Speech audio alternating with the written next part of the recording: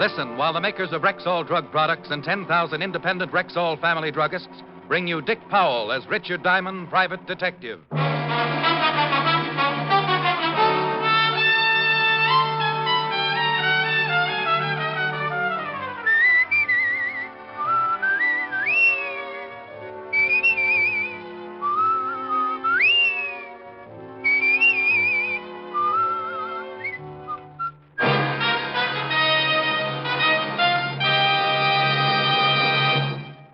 Good evening. This is your Rexall family druggist with a message that will save you money. Tomorrow morning at Rexall drugstores everywhere, Rexall's world-famous 1-cent sale begins. From then on through Monday, October 23rd, you can buy 2 regular guaranteed Rexall products for the price of 1 plus 1 cent. For example, the regular price for the 100-tablet bottle of Rexall aspirin is 54 cents. During Rexall's 1-cent sale, you get 2 bottles for 55 cents. That's right. Just a penny more buys twice as much. What's more, this offer of 2 for the price of 1 plus a penny applies to literally hundreds of items. From vitamins to mineral oil, from cold cream to iodine, from shaving needs to Christmas cards. And what's more important, these are Rexall products, and you can depend on any drug product that bears the name Rexall. Good health to all from Rexall. Now your Rexall family druggist brings you another half hour with Richard Diamond, private detective, starring Dick Powell.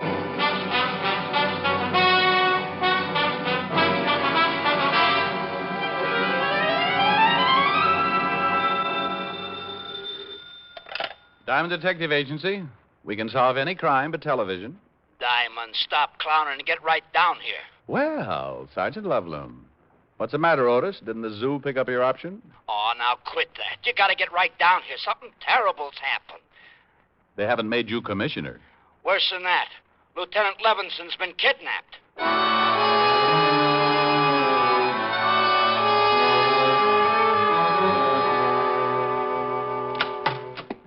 Diamond to see you, Captain. Hello, Collins. Oh, all right, Diamond. Otis just called me about Walt. Now, look, Rick. I know Walt's a personal friend of yours. He's a good friend of mine, too. But this is police business. A cop's been kidnapped. Diamond was a cop for 6 years. I don't need a case history, Sergeant. Oh, get off it, Charlie. I'm down here to help. Of course you are. But there's one thing I won't stand for, Rick. The way you operate. Well, what's the matter with the way I operate? I know how you feel about Walt, and when a guy feels that strongly about someone, he's liable to do a lot of things to get a few answers. Oh, for Pete's sake, Charlie. What are you going to do? Hold a tea party and hope someone will spread some gossip? That's not fair, Rick. Well, if you think I'm going to sit back knowing that Bert Fisher's got Walt... Who said anything about Bert Fisher? Well, nobody had to say anything. Pretty obvious, isn't it? Walt sent Bert's brother Art to the electric chair. Bert swore he'd get Walt for it. Fisher dies tonight, doesn't he? Yeah. Sure, I think it's Bert Fisher, too. And we're going to do everything about it we can. Bert's been to Detroit, hasn't he? Yeah. I've got a call into Detroit. Should be hearing any time. This phone call you got saying they had Walt. I didn't have time to trace it. The guy said Walt was being held, and when Art Fisher dies tonight in the chair, so does Walt. Charlie, I'm going to work on this thing whether you like it or not. Yeah, that figures. But I promise you, Rick, I won't save your skin if you get out of line.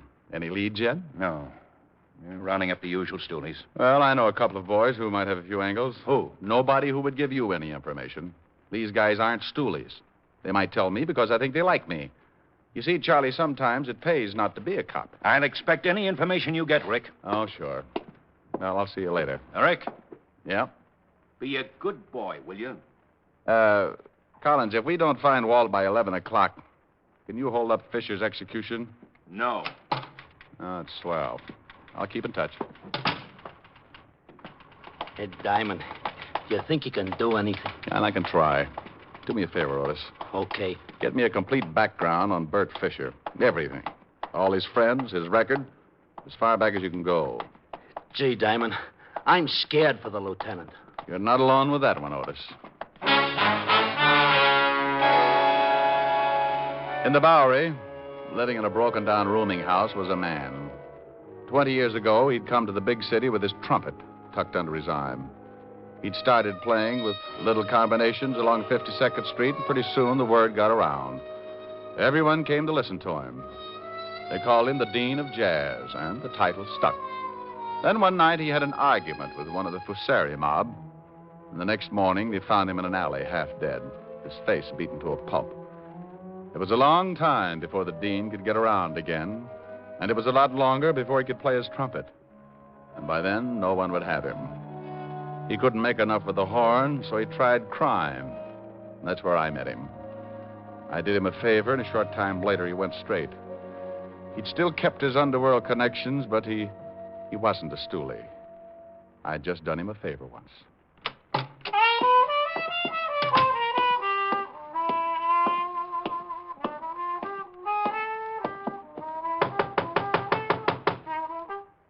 Yeah, who is it? Richard Diamond.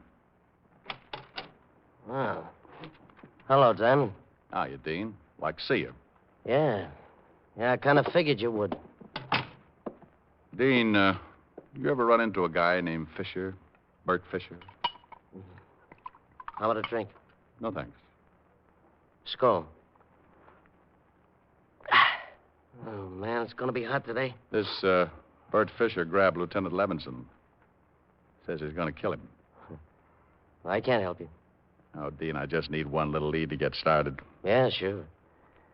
Whew, I wish I had a fan in here. How's business? It isn't. I make enough to pay the rent. How about a few bucks to keep you going? Well, I ain't proud, but it won't buy you anything. The lieutenant's a good friend. Yeah. Word got around this morning. Yeah. Here's 10. Buy yourself some groceries. Oh, thanks. You did me a favor once. Forget it. Bert Fisher's got a lot of rough hoods working for him. They're most all from Detroit, but they kill the same as anyone from here. Mm-hmm. Dean, do you know anything at all? I might. Who wants to die?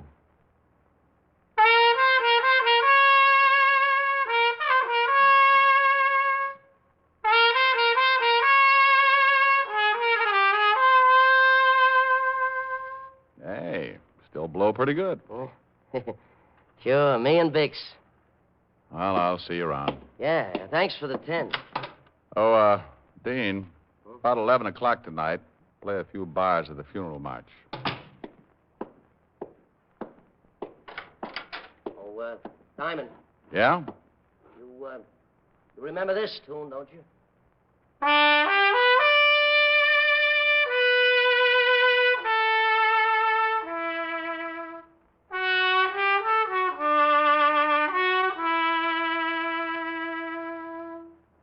For it was Mary, Mary, plain as any name can be. You got it, pal. See you around.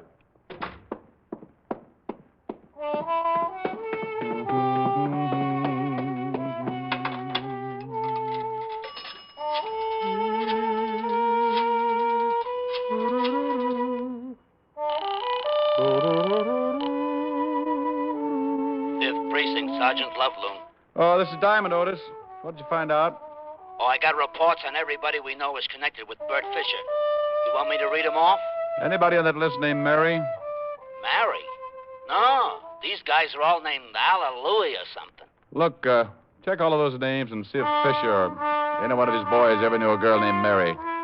Then after you do that, You'll what? Holy smoke, I'll talk to you later.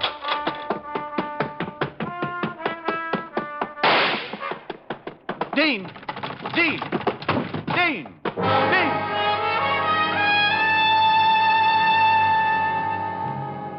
The Dean had blown his last note. He was sprawled face down on the dirty carpet, clutching the shiny trumpet. A thin line of red was spreading out from a bullet hole in his chest, and the open window sent me across the room in a hurry. I looked out on the fire escape to see a man drop to the alley below. We both fired a split second apart. He staggered as my slug knocked him against the building, and then before I could try again, he disappeared around the corner. I turned, looked down at the Dean, and wondered if Gabriel was getting a lesson in jazz.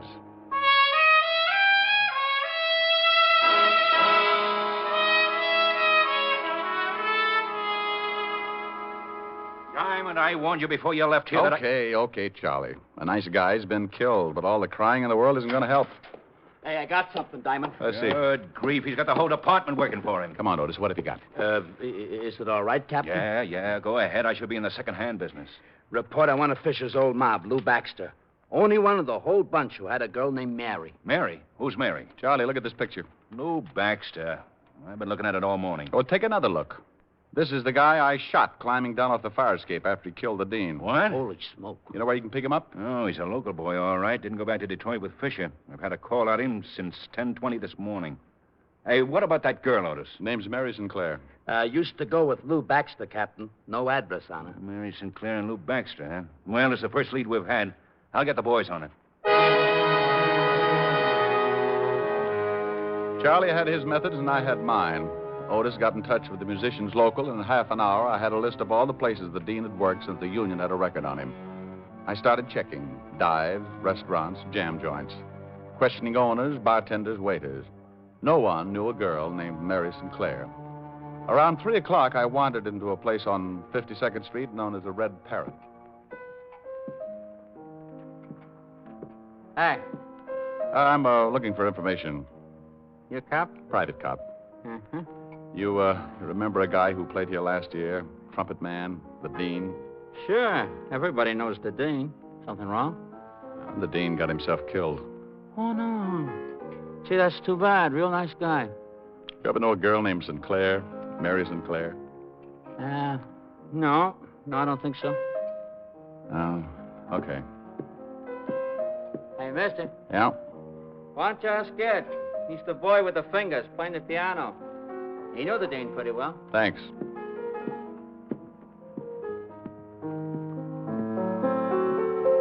You, Ed? Yeah. What can I do for you, Pops? I understand you're a good friend of the dean's. Sure, we're compatible, but I ain't seen him in a while. You looking for him? No, for a friend of his, a Mary Sinclair. Cute chick. Where can I find her? Why do you want to find her, Pops? Well, the dean was murdered a few hours ago. She used to live over on 47th Street, 69 West. But that was a year ago. You sure about the address? Couldn't forget it. We had a few balls up there. She was kind of a flip. We had a little combo in here, pretty crazy, too. She used to come in and listen. Real hep on jazz. Knew all the old-timers by name, like the dean. Remembered when he was tops, before he got hurt. You ever hear him in those days? Yeah. I played with him a lot. Used to watch him real close sometimes, after hours. The boys would just sit around and blow because they felt like it. The dean used to lean back and close his eyes and blow things like he was getting a word from the other side. It was great. Might have been the greatest. Well, we all got to go on ahead sometime. I guess it ain't so bad, though. The harp's a real wild instrument.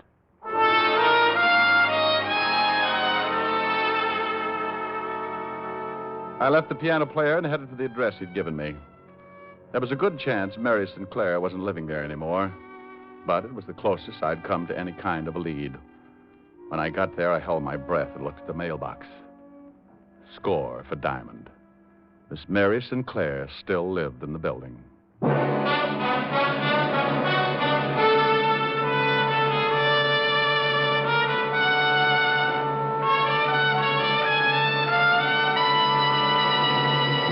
Before we continue with the adventures of Richard Diamond, here's your Rexall family druggist. And tonight I have money-saving news. For tomorrow morning at every Rexall drugstore in the country, Rexall's famous 1-cent sale begins.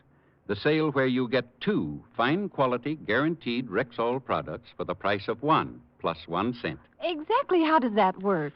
Well, for example, the regular price for a pint bottle of Rexall's milk of magnesia is 39 cents. But during the 1-cent sale, you can buy 2 bottles for 40 cents. Why, that means a penny more buys twice as much. Exactly, ma'am. What's more, you'll find some 347 of these twin bargains in our stores. Everything from Rexall rubbing alcohol to stationery, from Rexall foot remedies to Rexall dental products. Plus 85 other sales specials you can't afford to miss. Well, I'm putting my pennies to work tomorrow. Then use a lot of them, ma'am, for every one of them doubles your buying power.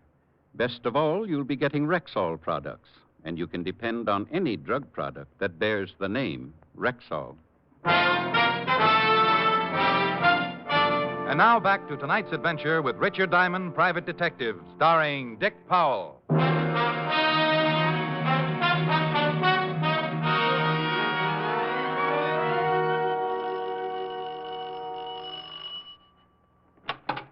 Yeah? Oh, hello. Mary Sinclair? Yeah. Whatever you're selling, I'll take a dozen.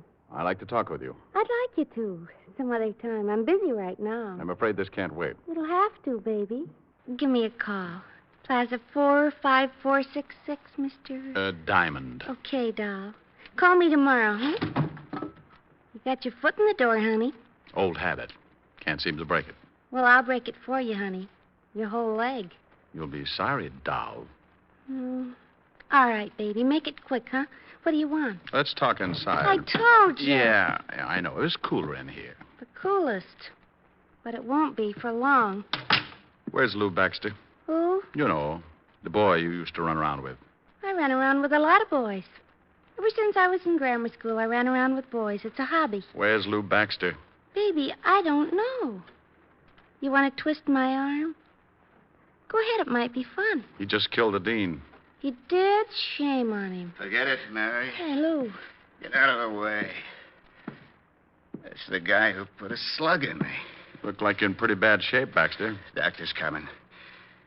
But he ain't gonna be able to help you. See, honey, you should have come back tomorrow. Shut up. Well, wouldn't have been half so painful.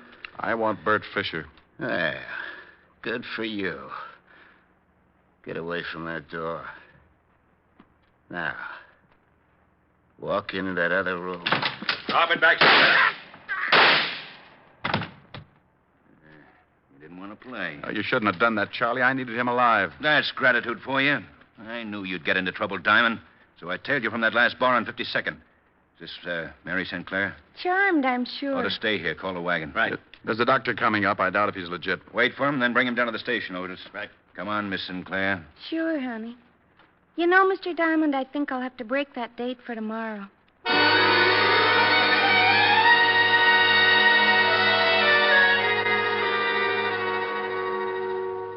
Here are Baxter's things, Captain. Watch, wallet, nothing much. Yeah, let's check the wallet. Book of matches. Danny's Diner, Route 51. Check on that, Otis. Right. Nothing much in the wallet. Social Security, driver's license, some money. Quite a lot of money. Want to take a look? Yeah. No addresses, huh? Here's a ticket to a shoe repair shop. Well, nothing much here that would give us a lead. Yeah? Danny's Diner is about 160 miles out on Route 51. And guess who runs it? Oh, Chino Amalo. that does it. Call the authorities in that area. Right.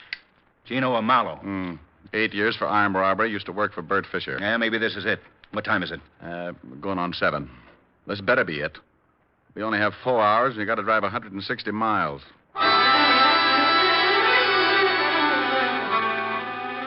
Captain Collins talked to the sheriff's office and set up a rendezvous with him near Danny's Diner. Then we piled into a squad car and roared across the 59th Street Bridge for Route 51. Step on it, Otis. We're doing 80 now. Then do 90. It's getting late. Rick, you think we should bust right in the diner and take Amalo? No. Amalo doesn't know me. Never seen me. You stake out your men around the place and I'll go in. Give me a couple of minutes, then you come in, work on Amalo a little, and then leave.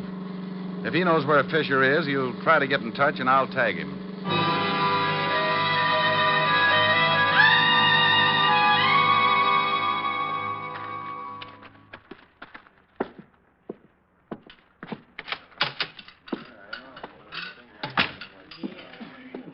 Got any for you? A cup of coffee and a piece of pie. I got raspberry, chocolate, lemon, peach, custard. Raspberry.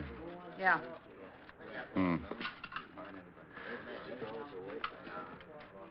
Here you are. Where's the closest gas station? About a mile down the road, but I think it's closed. It's after 10. Closes at 10. Thanks. Miss? Miss? Yeah, Where's Tino Amalo? in the back. You want him? Call him. Sure. Hey, Mr. Amalo, someone wants to see you. Okay, be right there. Yeah, something I can do. Oh, what are you doing way out here, Captain? This your book of matches? Yeah, that's the name of my place. These matches on Lou Baxter. Baxter's dead. Oh, that's too bad. You're not going to tie Baxter up with me, are you? Lots of people come in here and take my matches. If Baxter came in here, you saw him. You're an old friend. Well, sure, I know Lou, but I ain't seen him in years. We got word your old boss is in town, Bert Fisher. Oh, is that right? Know where we might find him? No, I haven't seen Bert in years either. Look, Captain, I've been going straight. Sure. You're a little out of your territory, ain't you? This is unofficial. If you were in my jurisdiction, I'd haul you in. Look, I tell you, I'm going straight. I don't know nothing about Lou Baxter or Bert Fisher. Okay, Amalo. You may hear from me again. Well, nice seeing you again, Captain. No, miss. More coffee? Yeah. Where's the phone? Right over there on the wall. Is there another one? In the kitchen, but you can't use that. Hey, you can't go back there. Honey, it's the police. You stay where you are. Oh, okay. Yeah. This is Tino. Let me talk to Fisher. Hey, what are you doing? Don't move, Amalo. What is this? Cover up that mouthpiece. Cover it up. Okay. Now, when you get Fisher on the line, say what I tell you. Hold that receiver out so I can listen. Look, friend. You look. Say one thing wrong, and I'll use this gun. You a cop? None of your business. Well, look, Yeah, what do you want, Amalo? There he is. Tell him you just heard Baxter was killed. Hello. Tell him. Hello. Look, I just got news that the Baxter was killed. Yeah? Okay, anything else? Say no, that's all. No, that's all. So what's the matter with you? Oh, nothing. Okay. You got any more news? Keep in touch. Hang up. Now, where's Fisher hiding out? Get up. Where's Fisher hiding out? You dirty flat-foot. You nearly bust my jaw. Only nearly? Where is he, Amalo? Well, look, you kill me if I tell you. That's getting late. Are you going to tell me? Okay. He's in a cabin about a mile up the road. Come on. You're going to show us.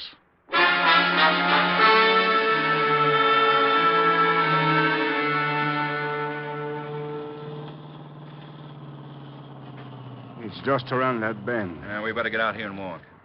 How many men has he got in there with him, Chino? 2. Whose cabin is it? Mine. Otis, get out and tell the rest of the men to douse their lights and come over here. Right, Captain. Here's a piece of paper. Draws the floor plan of that cabin. Here, I'll give you some light. Okay, go ahead, Amalo. How many rooms? 3. Uh-huh. Hey, we're all set, Captain. Okay. One big room with a door here, a kitchen here, and a bedroom here. Oh. Where's Lieutenant Levinson? I only been up there once since they got in. He was in the bedroom. How about closets, back door? One closet in the main room here, one in the bedroom here. Let's see, a broom closet in the kitchen and the back door here. Has it got an attic? No. Where's Fisher's car? Parked around the back in the shed. Okay, I'll have the men stake out the place. You're going to take me up there, Amalo. Me? He's going to take us up there. You're a civilian, Rick. If there's any shooting to be done... If there's going to be any shooting, I'm going to be in on it. Wait a minute. Who said I was going to take you guys up there anyway? I did. I told you everything I know. I ain't going to get my head shot off. You're going to walk us up there, Marlowe, and you're going to knock on that door. No. And you're going to get them to open up. Look, they're loaded with artillery, shotguns. When the door opens, you duck. Look, it's suicide. You heard what the captain said, Marlowe. I'm a civilian. Without a badge, I'm allowed to get pretty nasty with you. Look, you can't make me do something I don't want to. I know my rights, Captain. You know something, Rick? I think I'm catching a cold. I can't hear a thing. Hey, now, wait a minute. I'll go check the men. I trust you'll not take advantage of the prisoner, Rick. I couldn't hear if he yelled or something. Wait. Okay. Fine cop. All right, let's go. All right, men. Yes, sir. Listen now. I'm going up with Diamond. 3 of you take that side of the house. 3 take the other. Yes, sir. You and you go around in the back to the shed where the car is. Yeah. Otis, Yeah? you and this man cover the front, but stay out of sight. If it comes, it'll come in a hurry, so close in fast. And look, boys, the lieutenant's in the back room, so try and be as careful as you can. All set? Yep. Let's go, Amalo.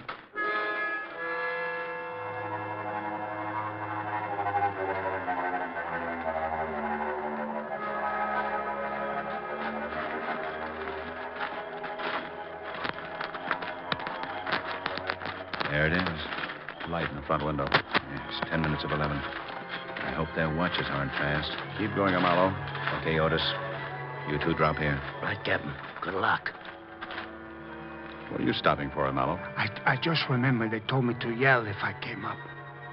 If you try to pull anything... No. Honest. They told me to yell. Okay. You stay here. We're going up on that porch. Count 20, then yell. And play it smart.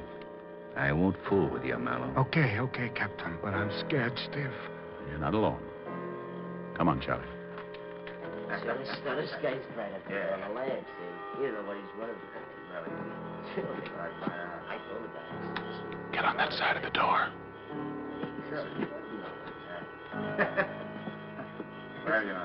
Hey, Bert! Bert, it's me, Chino. Hey, Bert, I gotta see you. You alone? Yeah. Can I come up? Throw a light on him, Ed. Okay, come on up. Get him right. What are you doing? Stop! One going into the room. Look out! Okay. Don't shoot anymore. I'm hurt. See you, Walt, okay. Walt? Well, it's about time. Get these ropes off me. You okay, Walt? Yeah. Thanks, Charlie. What time is it? 11 o'clock. Happy birthday.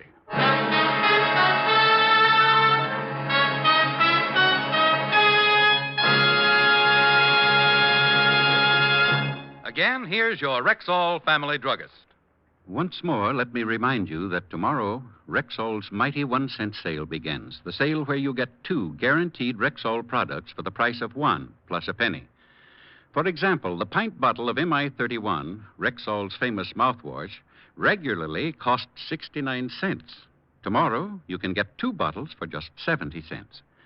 And remember, there are some 347 of these twin bargains, plus 85 other super specials. Make your pennies by dollars during Rexall's 1-cent sale. Tomorrow through Monday at Rexall drugstores everywhere. Good health to all from Rexall.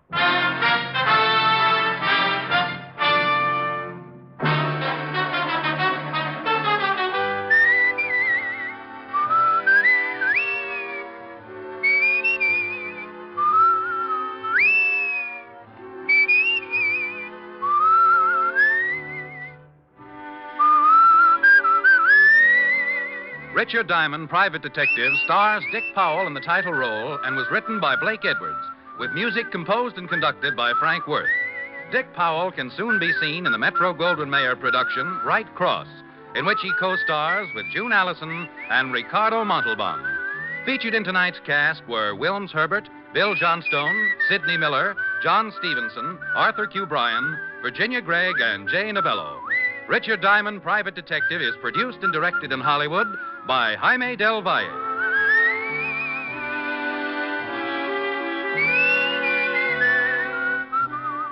This is Bill Foreman inviting you to join us next week at this same time when we will again bring you Dick Powell as Richard Diamond, Private Detective.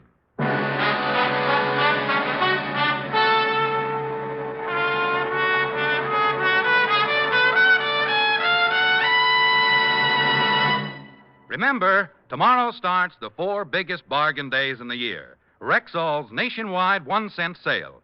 The sale where you get 2 top-quality guaranteed Rexall products for the price of 1 plus 1 cent. Remember, tomorrow, Friday, Saturday, and the following Monday, just step inside a Rexall store where you buy twice as much for a penny more.